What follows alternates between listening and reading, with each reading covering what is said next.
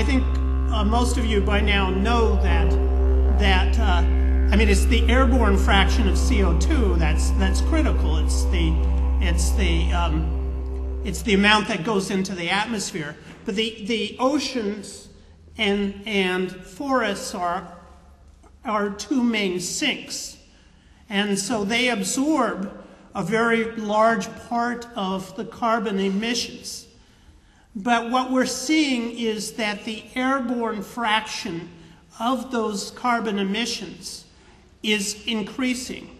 So what that means is that the sinks, what they call the sinks for the carbon, the oceans and the forests, are decreasing in their capacity to absorb the carbon that's being emitted.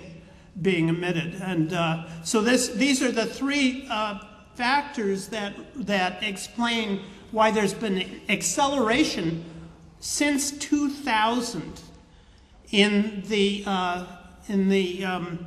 atmospheric, the increase in the atmospheric CO2. And the third one, of course, all of these are serious. It's serious that we're increasing rather than decreasing our emissions, and we're increasing the emissions at an increasing rate. Of course, it's serious that we're increasing the carbon intensity of world output rather than decreasing it. But most serious of all is the fact that the airborne fraction is going up, because this is what we call a positive feedback, where the warming of the Earth and our various actions that are decreasing the extent to which the sinks or the oceans and the forests are able to absorb the carbon dioxide being emitted. And this is very threatening, because it can mean that the whole thing is going to develop much faster than anybody thought, than the IPCC thought in their latest report that came out in 2007 did not take this into account. So I just wanted to put that forward for you, and we could talk about other things. We could talk about the fact that James Hansen, who's really the most prominent climate scientist in the world, says we have less than a decade left now to really take action, or we're going to see a very big rise in sea levels, particularly as the ice melts in Antarctica, and we're seeing the effects of that now. So there is reason to think that as worried as we've been, the problem is actually accelerating, and this is what they've feared. Okay, I want to just say something about the way in which this is being approached. I don't mean the way we're approaching it here, those of us in this room. I don't mean the general public consciousness. I mean at the top, in the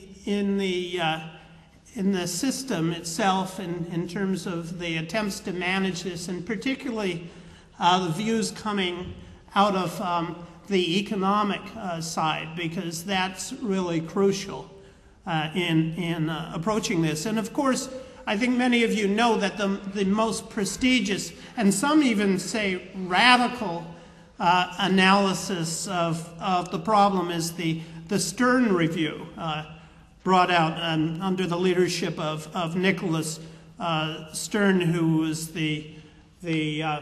was a former chief economist of the World Bank, and commissioned by the UK Treasury under Gordon Brown. And the Stern Review is also called The Economics of Climate Change. And in many ways, it was an improvement over what economists had been saying about the environment previously, because the economists, even those who seemed to be concerned, tended to downplay the problem in all the economic studies. They would say, it was questionable whether the effects of climate change were really all that serious. I know William Nordhaus, who is considered to be one of the most progressive economists dealing with the issue, wrote something for a Science magazine, and the debate between scientists and economists developed. And William Nordhaus was saying, well, if we had a, I don't remember the exact figures, but they were saying something, well, if we had a rise in global temperatures of, say, 6 degrees Celsius, it would cause a loss of, say, 2% of GDP and world GDP. They were dealing with numbers like that, and the scientists were coming back and saying, well, it would actually destroy all life on Earth. And so they had this strange debate going on where the economists were saying, oh, this would hurt GDP by a few percentage points, and meanwhile the scientists thought nobody was going to be alive at all. And I'm exaggerating slightly, but it's not very much. If you want to read about this, Stephen Schneider in one of his books dealt with this.